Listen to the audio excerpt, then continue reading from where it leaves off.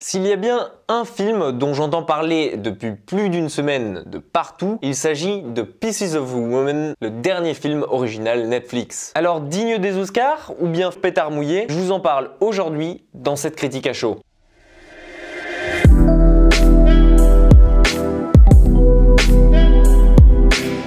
Que ce soit sur internet, sur les télévisions ou bien sur les réseaux sociaux, on entend parler de partout de Pieces of a Woman, le nouveau Netflix original avec Vanessa Kirby, Shia LaBeouf, mais on en entend très peu parler sur YouTube. Et du coup, j'ai voulu me laisser emporter le temps de 2 petites heures afin de pouvoir revenir dessus avec vous et de vous faire part de mon avis. Dans Pieces of a Woman, on suit un couple, Martha et Sean, qui ont décidé d'avoir un enfant, mais aussi d'accoucher à la maison. Une décision tout à fait louable, mais qui, malheureusement, n'aura pas le résultat escompté, puisque suite à quelques complications, le nourrisson vient à mourir dans les bras de sa mère peu de temps après l'accouchement. Le film va donc se focaliser sur la progressive descente aux enfers du couple qui veulent des réponses mais aussi cherchent un coupable car ils refusent d'admettre ce qui leur est arrivé. Mois après mois, on va donc découvrir comment chacun des deux côtés va gérer la situation à sa manière, parallèlement à un long procès entre le couple d'un côté et de l'autre la sage-femme qui a mis au monde l'enfant. Et je dois vous dire qu'au début, j'y ai cru. J'ai cru au chef-d'œuvre Netflix qui pourrait aller jusqu'aux Oscars, en tout cas remporter un prix. Et ça, c'est surtout vrai quand on découvre sa première partie, son premier acte qui est magistral et au cours duquel est mise en scène l'accouchement et la naissance de l'enfant à travers les yeux de Vanessa Kirby, nous faisant pleinement vivre l'instant et le moment présent, chose qu'on a rarement l'habitude de voir en intégralité dans un film. Que ce soit donc pour la mise en scène, pour la présentation des personnages, la tension créée tout autour de ce moment et tous les petits détails de ce qui se passe autour, comme par exemple les possibles difficultés pendant l'accouchement, le changement de sage-femme à la dernière minute car l'autre n'est pas disponible, tout ça,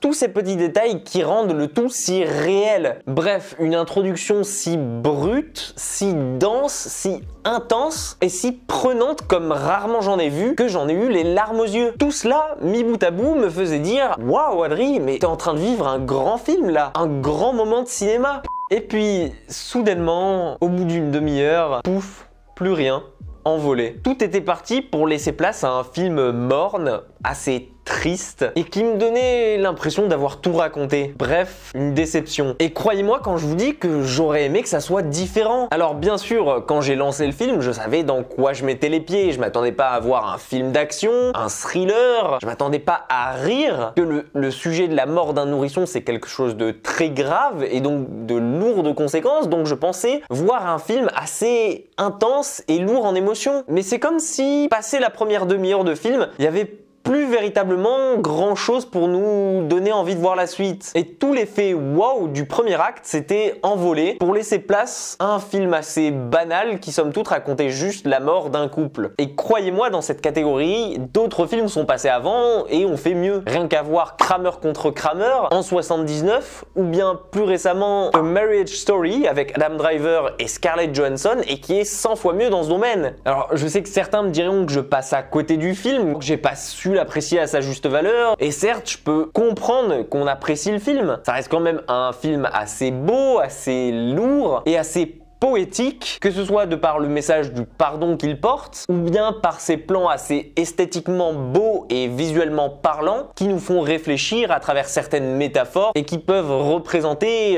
la situation du couple. Mais pour moi, c'est un film qui sonne désespérément creux et qui, passé sa première demi-heure, comme je vous l'ai déjà dit, n'avait plus rien à raconter. Disons que ça se laisse regarder, mais j'en suis ressorti assez déçu, surtout compte tenu de tout ce que j'en avais lu et entendu dessus. Je m'attendais à un film digne des Oscars quand même, et je pense qu'on l'a un peu trop adulé pour ce qu'il est au final. Sachez juste que si vous vous tenez à vous lancer dedans, c'est un film assez lourd, assez lent. Vous attendez pas à voir grand chose se produire à l'écran. Voilà, je pense avoir fait le tour de Pieces of a Woman et de vous avoir dit ce qu'il fallait savoir dessus. Si la vidéo vous a plu, pensez à la liker, à la partager, mais aussi à vous abonner, qu'on explose cette barre des 1000 abonnés cette année. Pensez aussi à me suivre sur Twitter ou sur Instagram, les deux réseaux sur lesquels je suis le plus présent et je parle des films, des séries et de l'actualité quand j'en parle pas sur la chaîne. Prenez soin de vous et comme d'habitude, nous on se dit à très vite pour une toute nouvelle critique.